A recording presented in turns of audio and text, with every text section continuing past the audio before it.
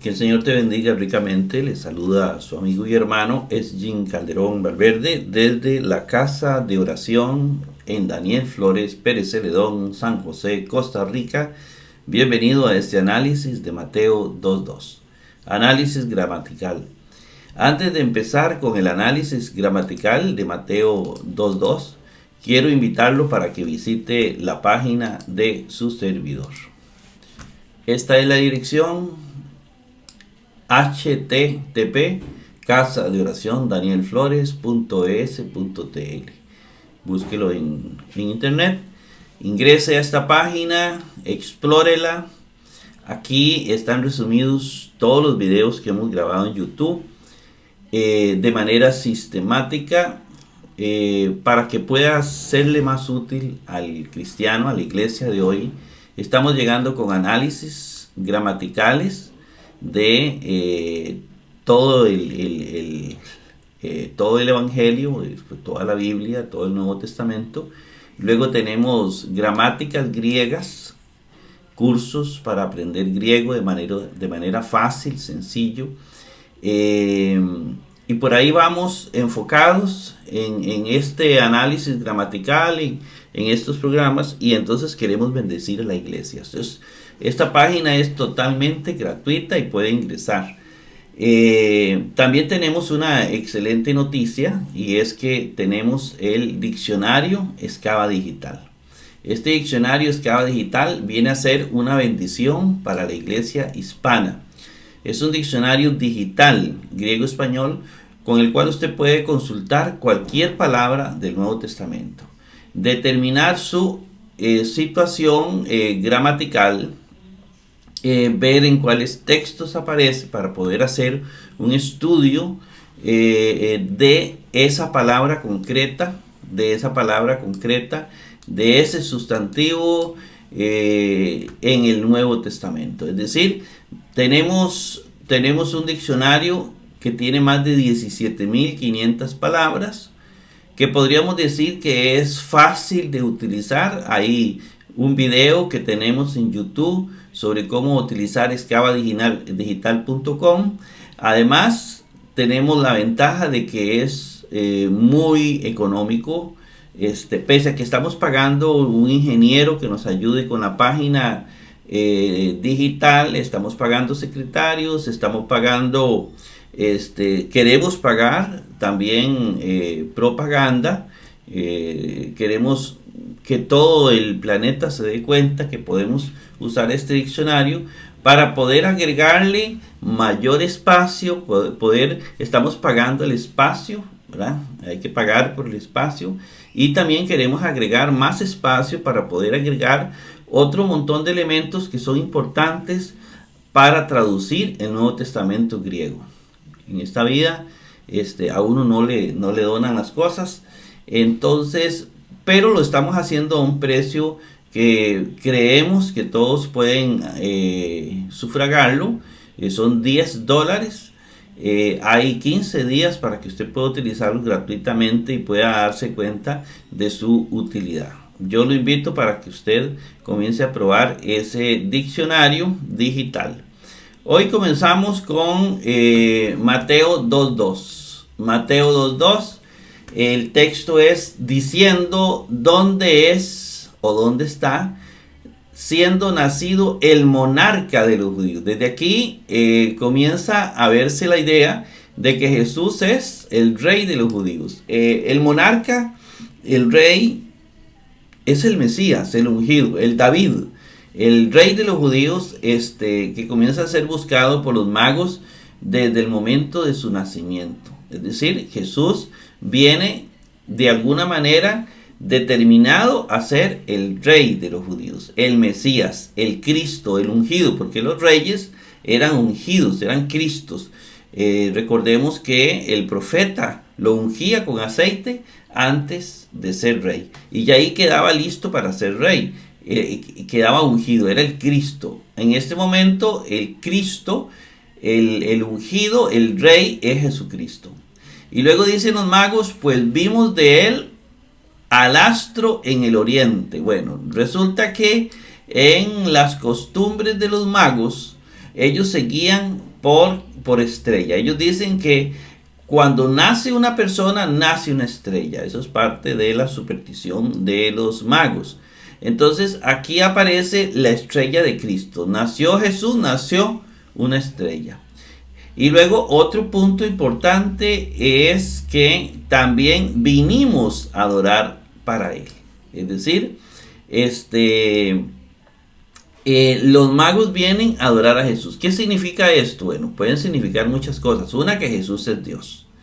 Porque adorar a ese niño, venir a adorar, y el verbo que se usa es prosquinice. Este verbo es ese verbo en el Nuevo Testamento, es exclusivamente para Dios. No es en el Nuevo Testamento ese término utilizado para otra persona que no sea Dios. Entonces resulta que aquí vinimos a adorar, y el autor no dice porque eran ignorantes y no sabían que eso no se debería hacer. No, al contrario, vinimos a adorar indica que Jesús es Dios, pero no Dios Padre, como dicen algunos grupos religiosos, algunas sectas. No es que Jesús es el mismo Dios Padre, no, es que Jesús es Dios, igual que el Padre es Dios, igual que el Espíritu Santo es Dios. Pero aquí es importante rescatar que se le da a Jesucristo, en un carácter divino. Hemos venido a adorar a Él. Y este texto, junto con una cantidad enorme en el Nuevo Testamento, nos va a decir que el Padre se adora y que el Hijo se adora. Es decir, ya nos está hablando de la esencia de Dios. Dios es el Padre, Dios es el Hijo y Dios es el Espíritu Santo. Y a esa esencia divina, el Nuevo Testamento no le dio nombre.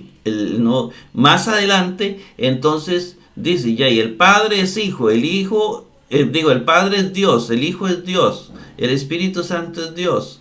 Son tres seres diferentes, porque no es el mismo. Ya, es una Trinidad. Entonces, en el futuro, unos siglos después, más o menos creo que a final del siglo II, ya se comienza a hablar de Trinidad. Pero en el Nuevo Testamento no se habla de Trinidad, nada más ahí está la esencia de Dios. ¿Qué es Dios?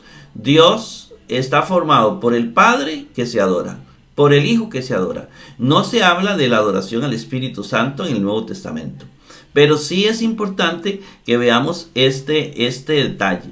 Ellos vinieron a adorar. Y adorar, proskinizai, solamente a Dios. Dice, cuando lleguemos a Mateo 4 lo va a ver. Esta acción de este verbo, proskinizai, no se le da a ningún ser humano. Solo se le da a Dios, ¿verdad? Entonces vinimos a adorar. No hemos venido por ejemplo, no hemos venido hay gente que lo minimiza, a rendirle homenaje. No, ahí no dice rendirle homenaje, ahí dice hemos venido a adorar. Y esa es la palabra, adorar. Hemos venido a adorarlo, lo dice muy bien la Reina Valera, lo dice muy bien la Biblia Jerusalén, ¿verdad? Hemos venido a adorar, no a rendir homenaje. Bien, vamos ahora sí a entrar a la gramática. Vamos a entrar a la gramática de estos textos y a comenzar a dilucidarlos. Lo primero que encontramos es legontes. Legontes. Vamos a buscar legontes en el diccionario. Legontes es el primer término que encontramos. Y legontes es un participio. Es un participio que viene del verbo lego. Por lo tanto, hay que poner el presente activo. Hay que buscar las declinaciones del presente activo del ego, del participio lego. El presente activo del participio lego, que es decir, que en este caso es diciendo, pero vamos a buscar el presente activo de lego. Eso es lo más importante. Entonces tenemos la primera palabra, legontes. El diccionario nos dice que es un participio, nos dice que viene del verbo lego y que es un presente activo. Yo tengo que buscar el presente activo, digamos, tengo que buscar las declinaciones del presente activo. Aquí está presente y aquí está la voz activa, ¿verdad? Porque recuerde que hay tres voces: activa, media y pasiva. Pero es el presente de la activa, no de la media. También existe el auristo de la activa, de la media y la pasiva. También existe el perfecto de la voz activa, media y pasiva. Es decir, son bastantes. Pero aquí es el presente de la voz activa. Que se van a traducir igual. Pero así está la diferencia. Entonces, aquí tenemos el presente activo del ego, ¿verdad? Del participio. El participio leguntes, ¿verdad? Que se traduce como decir. Y que se va a traducir diciendo. Porque es voz activa, diciendo. Luego tenemos que es un masculino plural nominativo. Masculino plural nominativo significa que nos ubicamos en el masculino, en el género masculino, nos ubicamos en el número plural y nos ubicamos en el caso nominativo. Ese es un masculino plural nominativo, nos dice el diccionario. Y aquí lo encontramos leguntes. Leguntes está aquí y leguntes se traduce diciendo, diciendo. Así comenzamos el versículo. Ahí tenemos la realidad. Sí cabe decir que en los cursos de gramática nos ubicamos por las declinaciones, que es fácil ubicarla cuando es un masculino plural, leguntes, ¿verdad? Y así sucesivamente, cada una de ellas. Vamos a pasar a la segunda palabra, pu. Pu es un adverbio, ¿verdad? Un adverbio donde. Un adverbio donde. Ahí no vamos a hacer mucha alaraca, podemos buscarlo allá en el diccionario, pero es donde. Donde. Entonces, diciendo, ¿qué decían los magos? Donde, y luego dice estin. Estin, si lo buscamos, hay que buscarlo en el diccionario, ¿verdad? Estin, buscamos estin, y dice que estin es el verbo presente indicativo activo tercera singular del verbo eimi. Entonces vamos a poner el paradigma del verbo eimi en presente, en la voz activa, en la voz activa.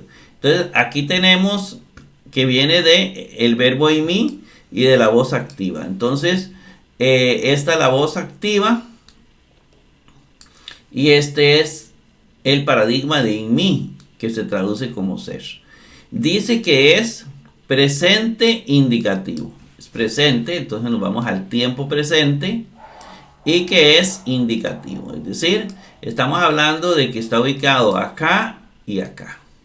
Entonces cerramos el cuadrito y dice que es tercera persona pero singular.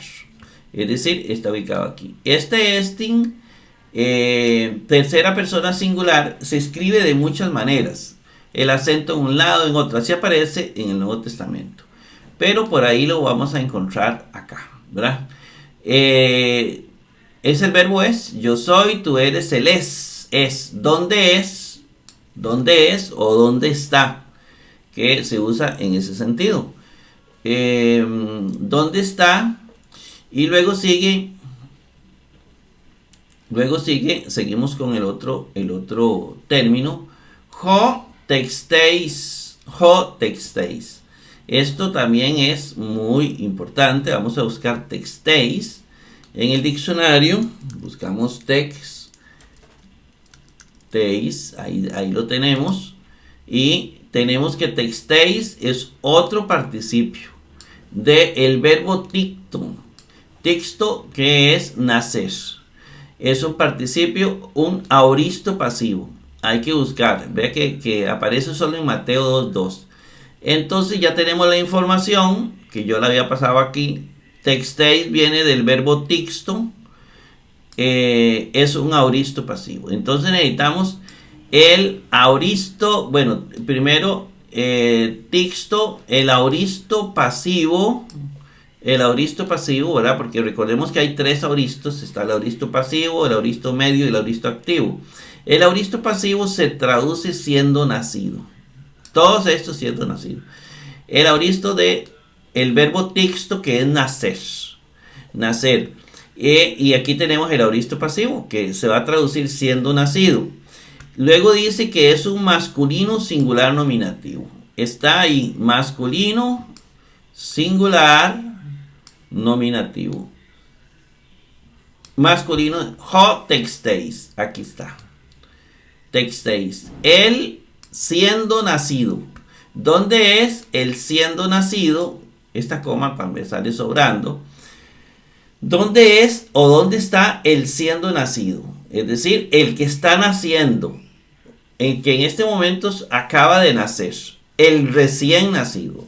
Esa es la expresión, el recién nacido.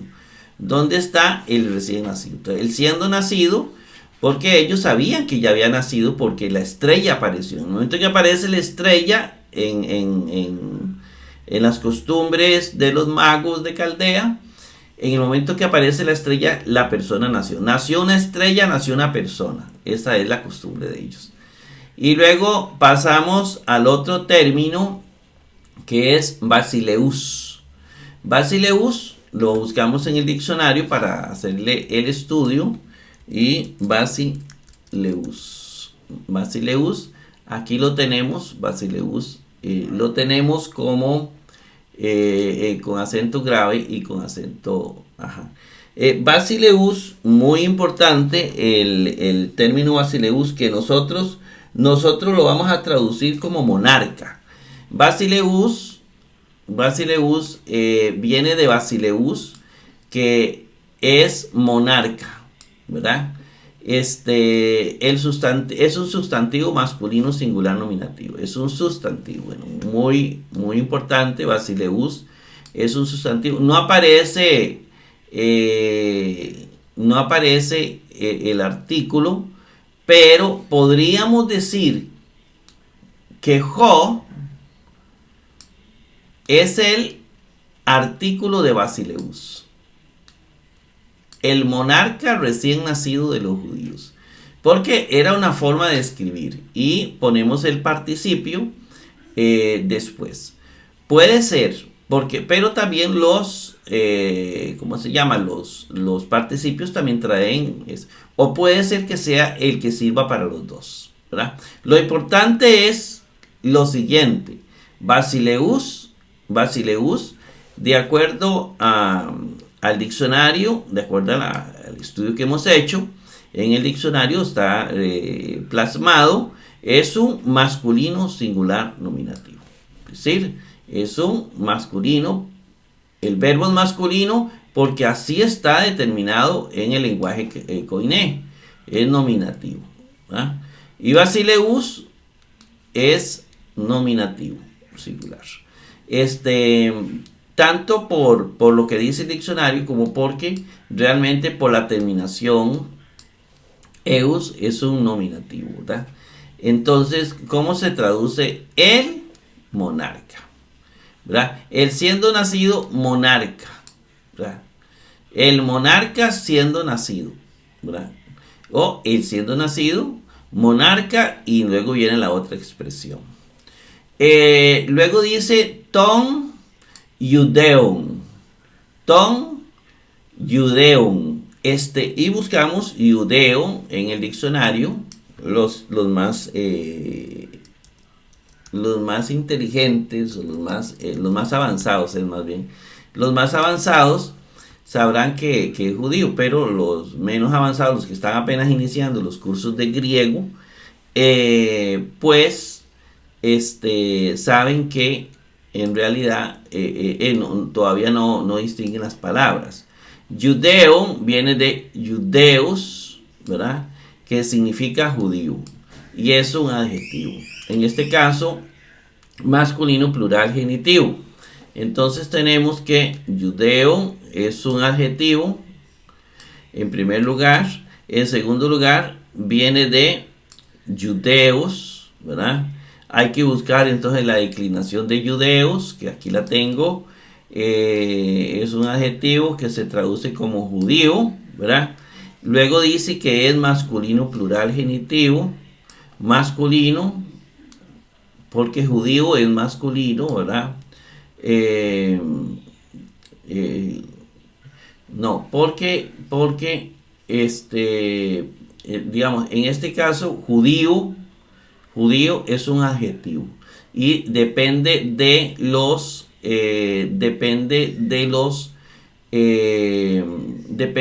sustantivos. Como Basileus es masculino, vamos a ver, para estar seguro, Basileus es masculino y de los judíos, ¿verdad? Rey de los judíos, entonces se pone masculino. O puede ser también referido a Cristo, que también es masculino. Es eso, así para aclarar mejor las cosas. Masculino, plural, ¿verdad? Y genitivo, de los judíos. Porque en este caso, judío es un adjetivo. Y ahí está, judíos. Por eso es masculino. Siempre hace alusión, uno pregunta, de los judíos.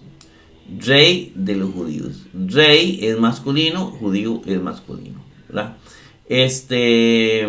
Ahí queda clarito entonces por qué judíos. Recordemos también que podemos determinarlo por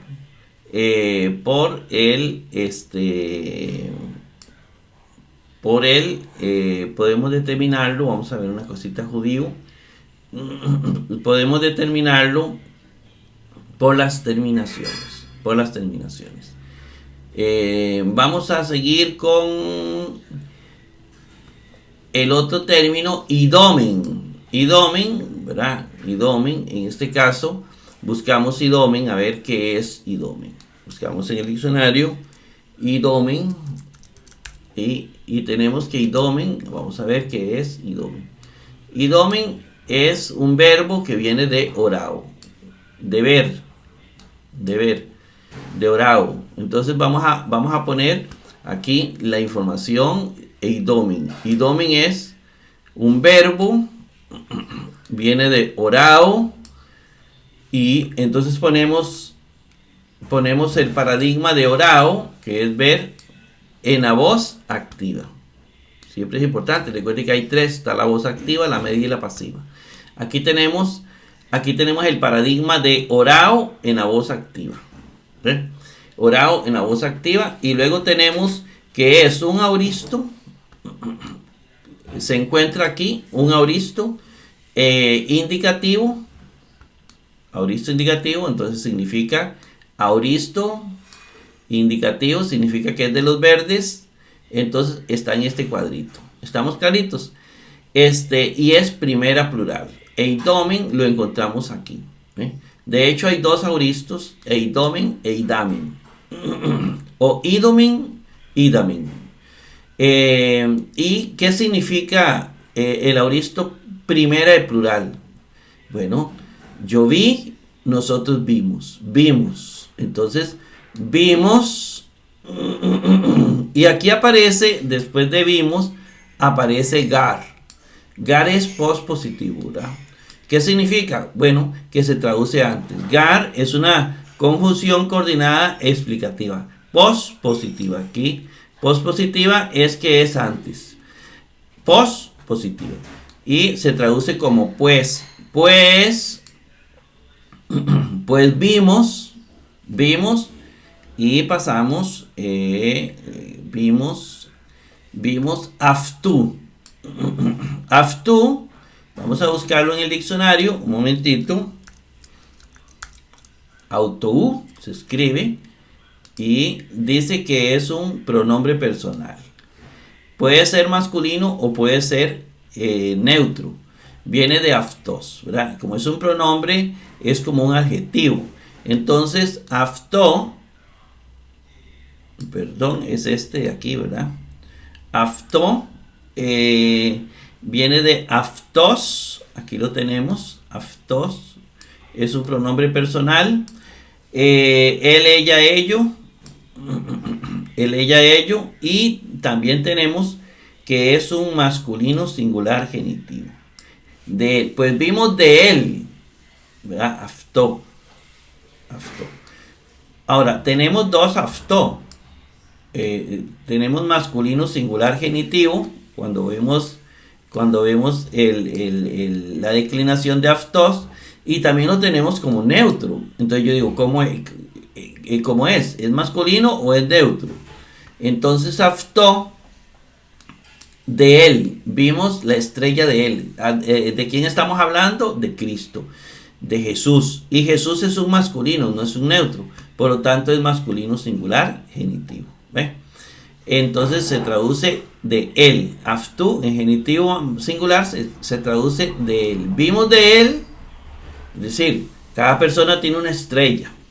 En la superstición de los magos, de los caldeos, vimos de él y vamos a ver qué vieron de él. Y luego sigue Ton Astera. Ton Astera, ¿verdad? Ton Astera, y vamos a buscar qué es Astera. Vamos a buscar qué es Astera. Y aquí lo tenemos, Astera.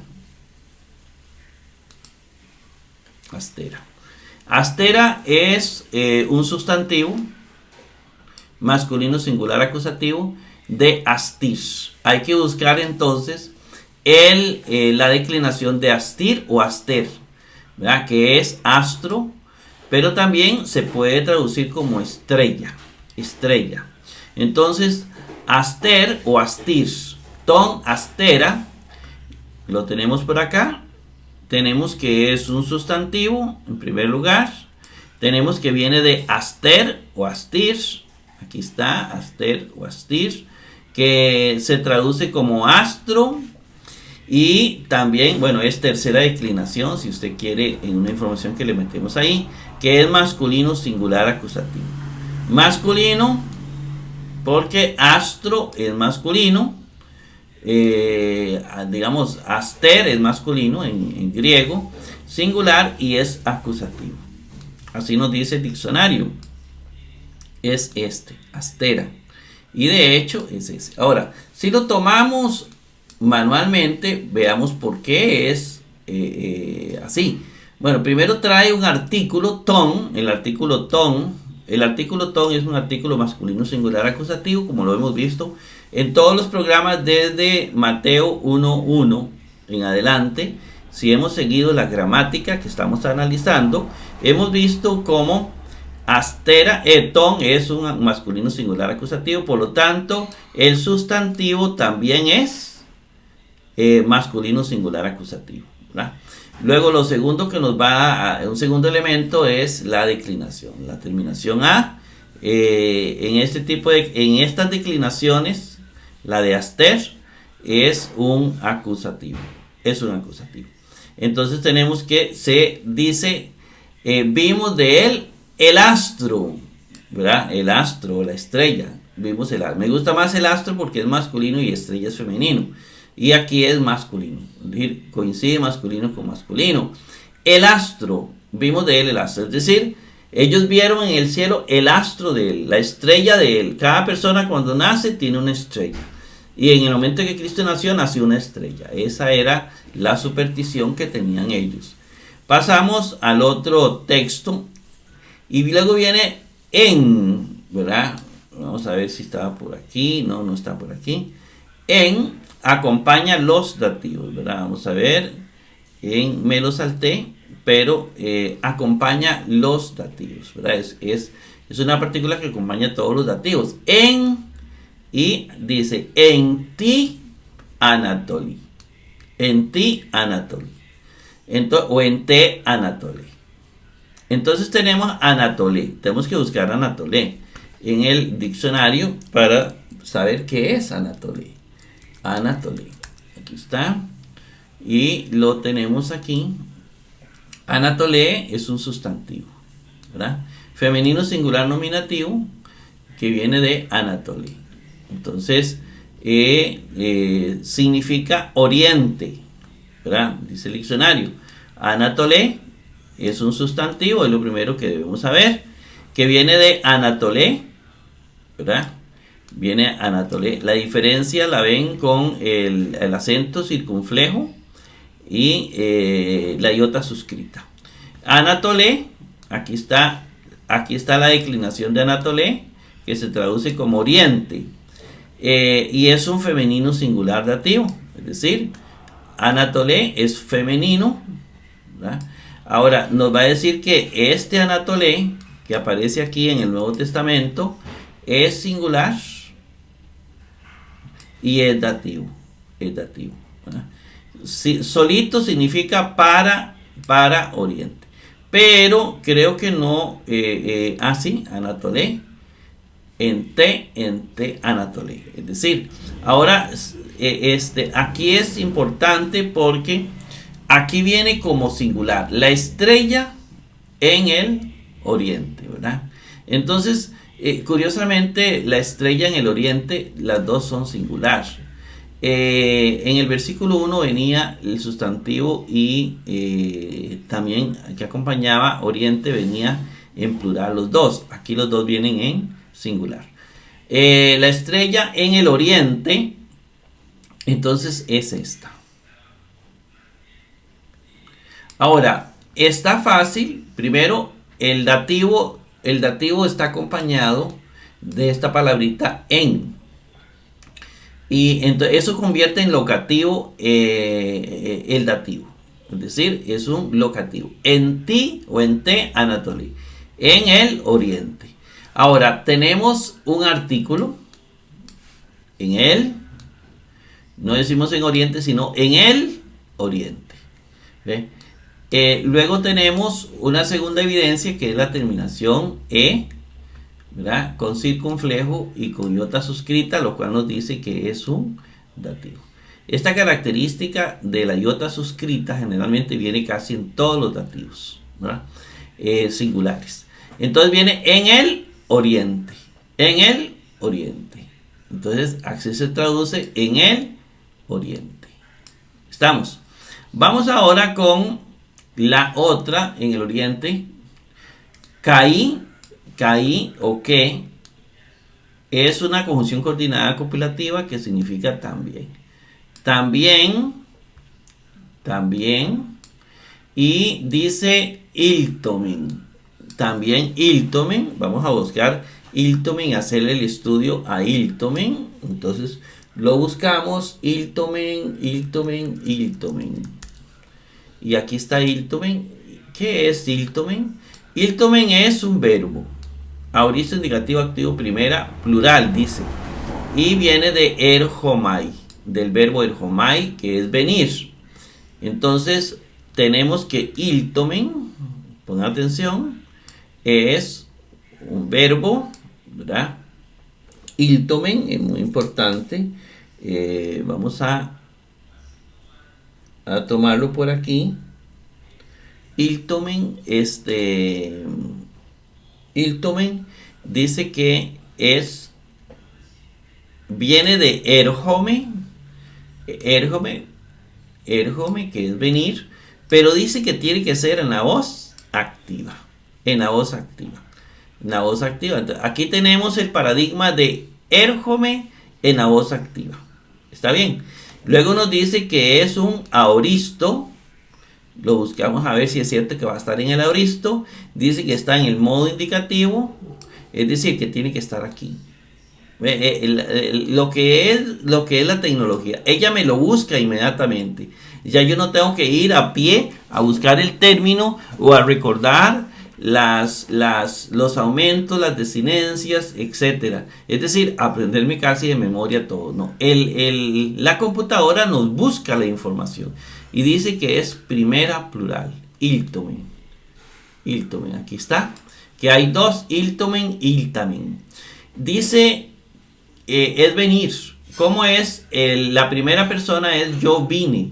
La primera persona plural es nosotros vinimos. ¿Verdad? Vinimos.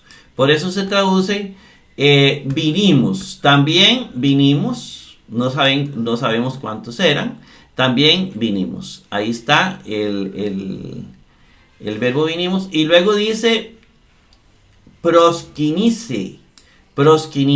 Y vamos a buscar prosquinice en el diccionario para que veamos la maravilla de la tecnología, cómo la tecnología nos ahorra espacio nos ahorra tiempo. Proskinizai, lo buscamos. Y proskinizai viene de proskineo, es un verbo. Auristo infinitivo activo. Auristo infinitivo activo, que se traduce como adorar. No rendir homenaje, adorar. Rendir homenaje, eso es mutilar la Biblia. Y entonces viene proskinizai. Entonces tenemos el estudio de proskinizai, lo que nos dice la base de datos, nos dice que viene de proskineo. Proskineo, aquí está la base de datos, esclavadigital.com, nos dice que se traduce como adorar, no rendir homenaje. Nos dice que es activo. Entonces buscamos el paradigma de proskineo en la voz activa. Proskineo en la voz activa, porque hay tres voces, media y pasiva, ¿verdad? Activa, media y pasiva. Nos va a decir que es un auristo infinitivo. Y pongan atención aquí porque nos va a decir que es un auristo, tiempo auristo, y nos va a decir que es infinitivo. No indicativo, sino infinitivo. Es decir, el segundo, no el primero, ¿verdad? El modo infinitivo, no el modo indicativo. Entonces tenemos que es este. Y si dijimos que eran estas dos columnas, aquí está proskinizai. ¿Y qué es proskinizai? Se va a traducir como un infinitivo español. Adorar. Adorar. Adorar. Vinimos a adorar. Ellos vinieron a adorar. Adorar. Y luego dice en el otro texto dice afto. Afto. Lo buscamos afto. Vamos a ver qué es afto. Y tenemos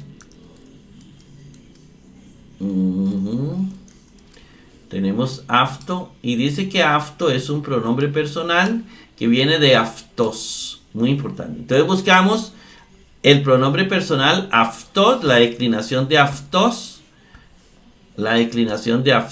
¿verdad?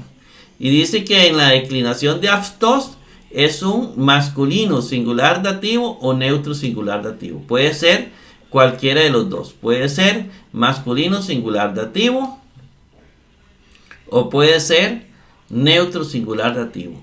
Entonces hay que ver cuál es. Vinimos a adorar para Él. ¿Quién es Él?